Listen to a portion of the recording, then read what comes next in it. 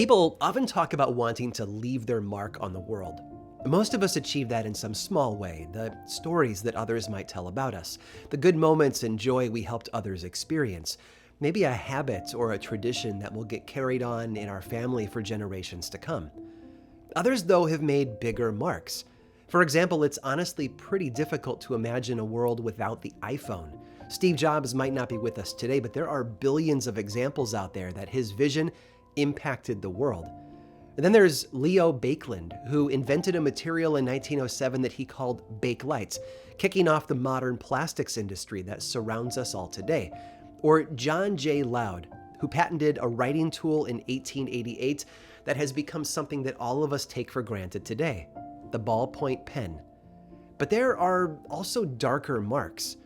Take the legend of Colonel Jonathan Buck, for example. He was born in Massachusetts back in 1719, but later in life he helped establish a number of settlements farther north in territory that later became the state of Maine. And toward the end of his life, one of those settlements was renamed after him, Bucksport. Not a bad way to leave your mark on a place.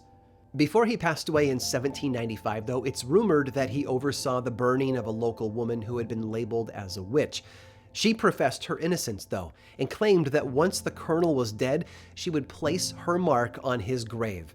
Then, as the flames consumed her, it said that one of her charred legs broke off and fell out of the fire.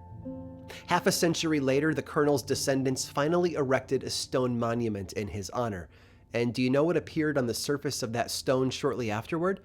The shadowy form of an eerie object, the lower part of a human leg. The dark tales we tell have a way of sticking around, making a mark on our language, beliefs, and traditions. Stories fuel our fear, they guide our decisions, and they give our faith a foundation. Most of them might be invisible, but a few are still there, ready to be examined by the naked eye. Because sometimes the folklore that surrounds us is literally etched in stone. I'm Aaron Mankey, and this is Lore.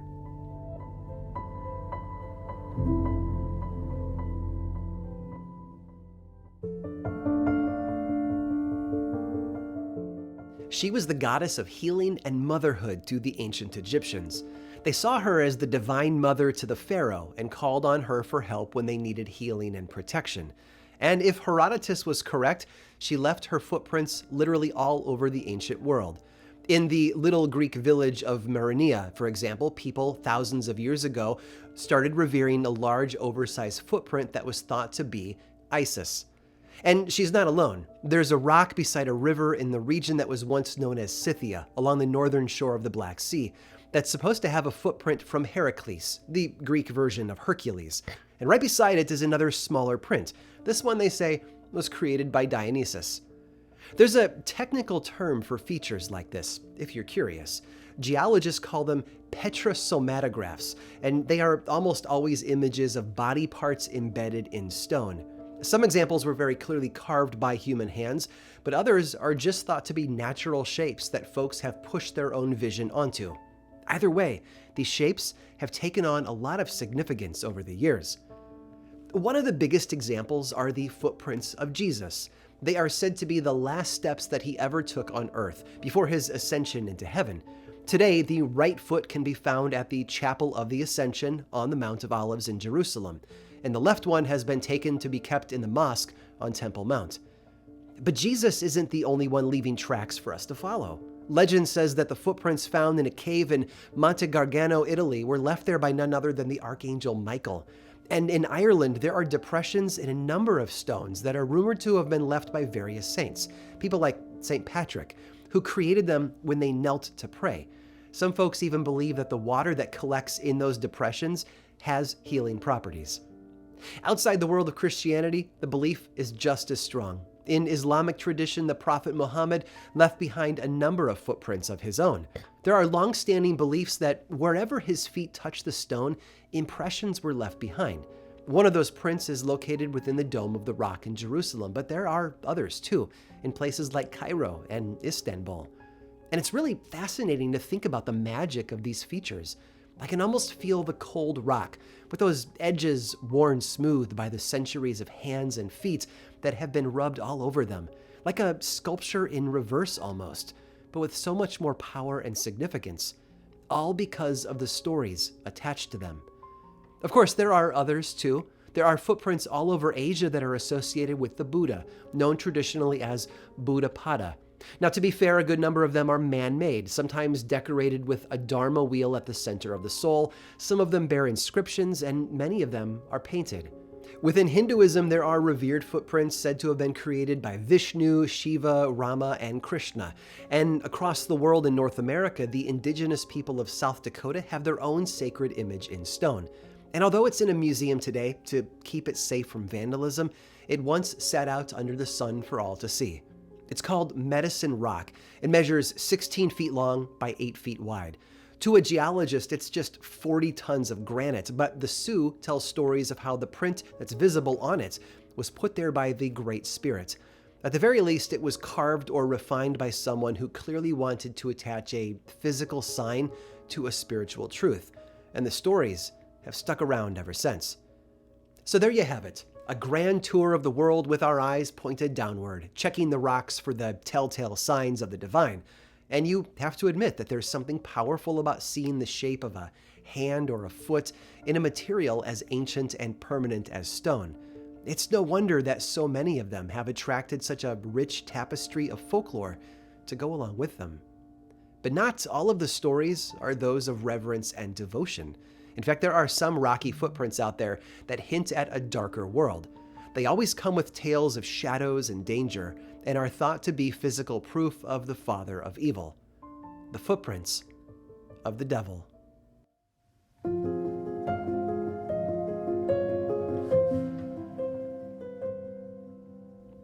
It wasn't supposed to be his type of hangout space. Honestly, when we think of the devil, we rarely imagine him inside a house of God. But according to the legend, that's exactly what happened.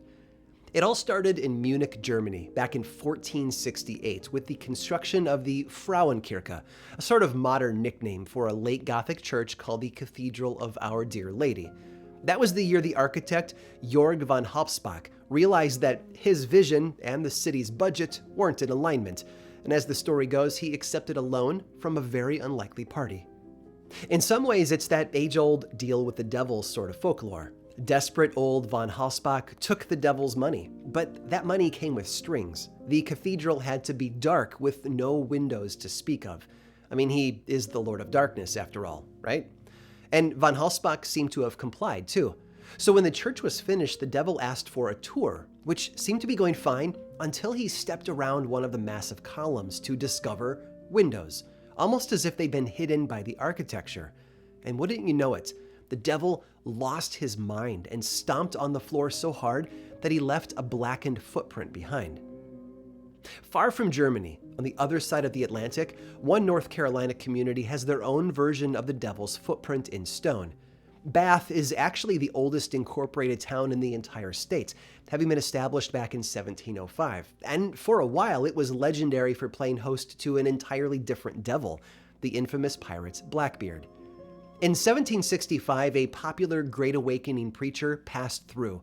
It said that he was so thoroughly unimpressed with Bath that he actually took off his shoes and shook the dust from them, a symbolic act meant to curse the community, which is the reason why some believe that things there took a turn for the worse in 1813. That was the year that Jesse Elliott made the mistake one Sunday morning of skipping church in favor of throwing the saddle over his favorite horse and then riding him up and down the streets of town. More than a few folks will tell you that Jesse had been drinking too, which didn't help his reputation, and it might explain what happened next. A stranger rode into town, all dressed in black, and pulled up alongside Jesse. The stranger then bet the drunk young man that he could beat him in a race. Jesse's judgment was already suspect, so you won't be surprised to hear that he agreed to the stranger's challenge. And soon enough, they were off. For the first few heartbeats, Jesse was in the lead, but perhaps out of arrogance, or maybe out of fear, he shouted out a pledge. "Take me in a winner, or take me to hell." And that seems to be all the devil really needed. Jesse's horse made a sudden and complete stop, sending Jesse flying off the saddle. Like a bullet, he collided with a nearby tree and was instantly killed. The mysterious Dark Rider, whom everyone knew to be the devil, steered his horse over to Jesse's lifeless corpse and stared at it for a moment, and then, as quick as he had arrived, he was gone.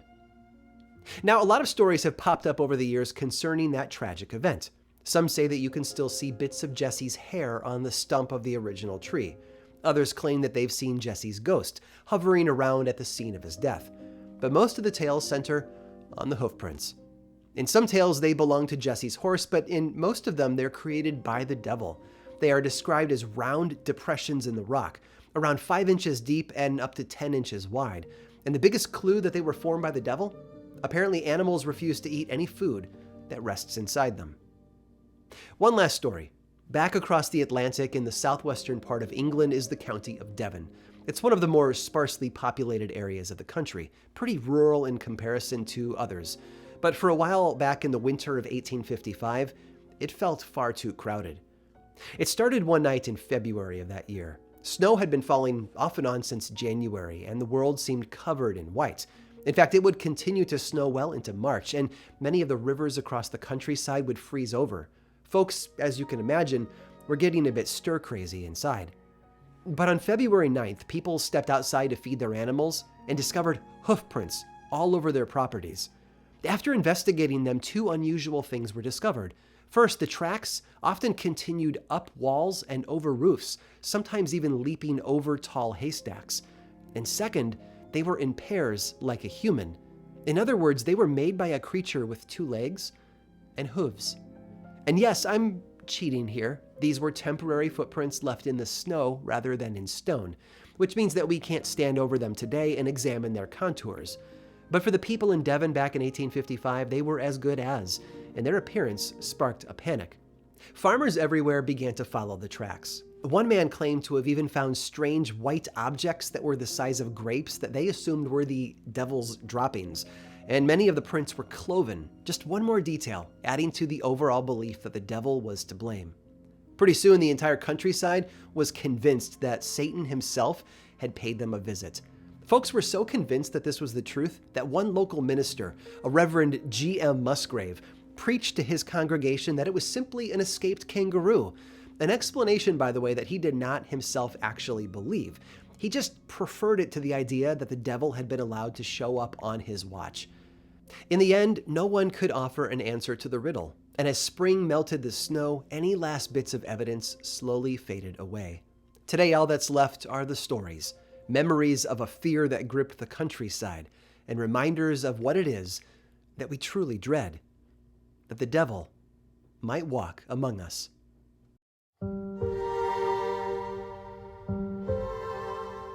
Most stories aren't as powerful without context. It's a mantra that I've repeated here over and over, and it's never not true. Context adds depth to the stories that we remember. So before we talk about what George did, I first need to explain who George was. George Whitfield was born long before the British colonies ever became America, way back in 1714. Born in Gloucester, England, and trained at the University of Oxford, he was smart and driven. Some historians even describe him as handsome, complete with a nice powder white wig. Now, his early studies might have been in theater, but those were soon replaced by theology, and that background in stagecraft tagged along for the ride, influencing the way that George preached his sermons. There was none of that deadpan reading from the page stuff for him. No, he was out there with no notes, moving all over the place. Think televangelist preacher meets young George Washington. Oh, and remember that Great Awakening preacher that I mentioned earlier who cursed the town of Bath in North Carolina? Yeah, that was George Whitfield. All of this made him very popular. How popular, you might be asking? Well, on October 12th of 1740, he preached a sermon at Boston Commons, the city's massive outdoor common space, that drew a crowd of over 23,000 people. Most scholars think that it was the single largest gathering in American history up until that point. So, yeah, George Whitfield was popular. And the point where he intersects with our journey through folklore today actually took place just a couple of weeks before that Boston Commons sermon. Because on September 30th of 1740, George did something absolutely unbelievable. It happened in the town of Ipswich, a little ways up the coast north of Boston. Fun fact, Ipswich has around 60 first period homes that are still standing today. These are houses that were built prior to 1725, mind you, which is most of any town in the country. Standing on High Street there can almost make you feel like you've taken a time machine back to colonial New England. That September day in 1740, though, everyone was over at First Church to hear George Whitfield preach. Thousands had gathered to watch him deliver his sermon, standing in front of a massive curved mirror that decorated the space behind the pulpit. Apparently, there was already a lot of local folklore about that mirror, with people whispering that the devil would often hide behind it to glare at the folks who attended church. George, though, either didn't know about those rumors or he just didn't care. But as he dove deeper into his fiery message, people claimed that his words were so pure and so holy that they angered the devil, which lured him out. In an instant, the Lord of Darkness crashed into George, who quickly caught a hold of the monster and tossed him to the floor. What ensued was a battle for the ages. George Whitfield and the devil rolled around and around on the floor of the church, wrestling with each other in front of a horrified audience. But soon enough, their battle took them out the front doors and onto the lawn outside. And that was where the most dramatic moment took place. Their supernatural wrestling match actually took them up the side of the church building, until minutes later they found themselves battling it out on the roof. There was this tense moment when the devil had poor old George pinned against the steeple, ready to finish him off, when the preacher was said to have unleashed the most pious and holy stream of words. Satan was literally blown away, knocked clean off the roof to the ground below. But like a cat, the devil always seemed to land on his feet, right? And as he did, he slammed his feet into a rock, leaving behind an enormous footprint. The devil instantly ran away, and George made his way back down to the waiting congregation, where I would assume he apologized for the interruption and basically said, "So, where was I?" Now, George didn't apparently think much about the day's events, though, since his own journal doesn't mention this cosmic battle that took place. But it's a story that's been repeated for centuries. It's a popular tale, and one that's perfectly designed to explain the very real, very visible print on the stone. And I get it. It's easy to hear stories like this and dismiss them wholesale. They don't sound possible, and a lot of us just read them as fantastical additions to an otherwise mundane day at church. But the fact that we're still talking about it, whether it is true or not, is at least proof of one thing.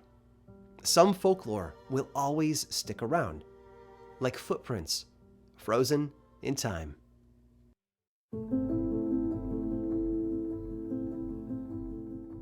It's hard to overstate the power of visual evidence. Seeing is believing, after all, and we certainly do love being able to point at something and declare that it's proof of our beliefs. The Shroud of Turin, the grave of King Arthur in Glastonbury, there's a whole world of relics that point toward story. And that's why it shouldn't be a surprise that there are so many mysterious foot-shaped markings around the world that people have associated with legendary figures like the devil. We want to see proof of the things we believe in. And just like finding a cloud in the sky that looks kind of like a puppy, if we look long enough, we're bound to find what we seek. And that's the truth at the center of all of these stone footprint folklore tales. Sometimes these prints have looked so human that we've had to go looking for stories to explain their unlikely appearance. What better way to make a story seem more real and more grounded than to give it something we can point to while we talk about it? For George Whitfield, though, like so many other footprints in stone, the real story is actually found in science. The devil's footprint in Ipswich is actually what geologists call a xenolith. It's the remains of a darker stone that fell into a pool of molten rock, like dark pieces of chocolate in a lighter colored cookie. The fact that it looks like a footprint to us is just an added bonus. And as for George, his reputation only grew as he got older. His career took him all over, yes, even to Bath, North Carolina, but the final moments of his life would bring him back to the area around Ipswich, where he wrestled the devil on the roof of that church. He died in September of 1770, at the age of 55, in the nearby city of Newburyport. But his story doesn't end there. 5 years later, in 1775, 2 military officials were passing through Newburyport and decided to see the famous dead preacher for themselves. They broke into his tomb, opened his casket, and even took some souvenirs, his clerical collar and wristbands. Those relics made their way onto the battlefield during the Revolutionary War, seen by many of the God-fearing New England soldiers as a bit of good luck. But if there was anything close to a curse for violating Whitfield's grave, we know that it followed at least one of these two original thieves. Because in 1781, the dead preacher himself showed up to remind him of it. This military guy, by the way, had started on the side of the colonists, but within a few years had defected and joined the enemy in their fight. As the story goes, he was standing outside along with an entire British regiment when the ghost of George Whitfield appeared over them. It said that the men were so frightened by the experience that they burned anything that identified them as British. George Whitfield, after that, became a symbol of God's favor for the colonial cause, and that grave-robbing Revolutionary War turncoat went on to be known as America's most infamous traitor, Benedict Arnold. The legends and tales that we've whispered throughout the ages have a way of surrounding us. They seem to be everywhere, littered throughout our cultures and traditions. And in some instances, as we've seen today, they are even visible. But not all stories of mysterious figures dancing and fighting in front of witnesses had to do with the devil. In fact, on the other side of the coin, there are stories as well. And if you stick around through this brief sponsor break, I will tell you all about one more frightening example.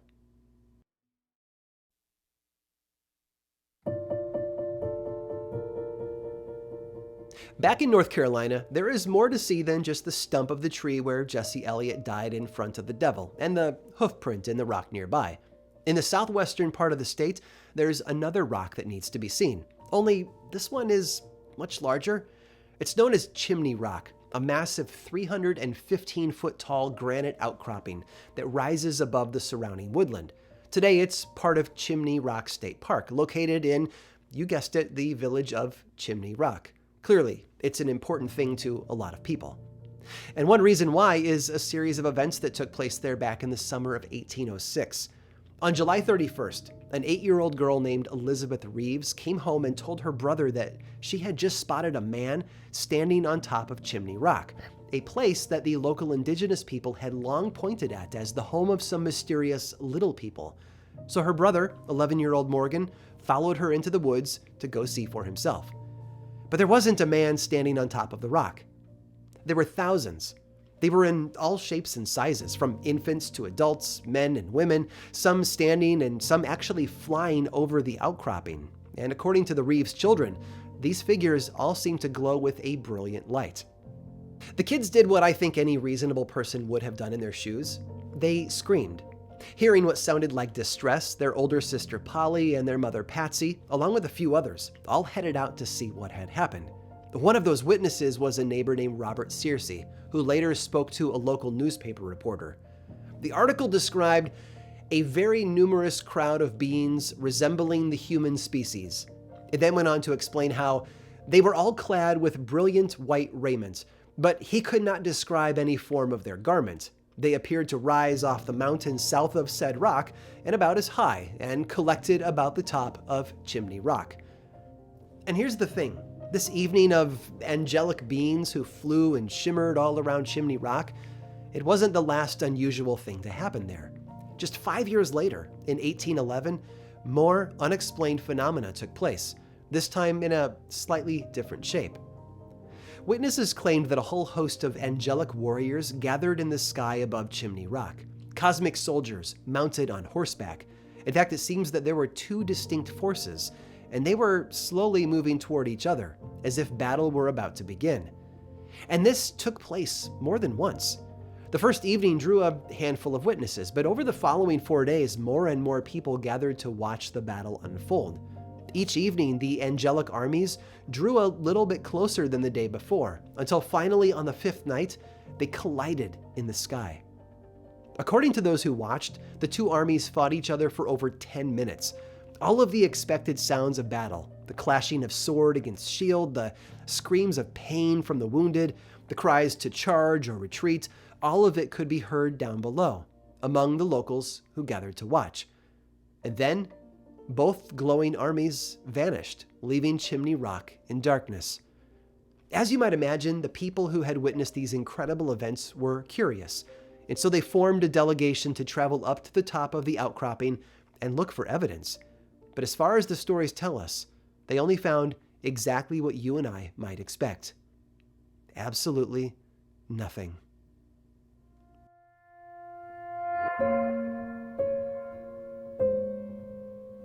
As always, folks, thanks so much for watching. Credits for today's episode are in the description below. Lore has been a podcast since 2015 with over 400 million downloads to date. You can learn more about this show, plus the book series and the television adaptation over at lorepodcast.com. And of course, be sure to click on the subscribe button and the bell icon so that you don't miss future episodes. Oh, and if you enjoyed this episode, click the thumbs up too. And you can also follow the show on Twitter, Facebook, and Instagram. Just search for Lore Podcast, all one word, and then click that follow button. And when you do, say hi. I like it when people say hi. And as always, thanks for watching.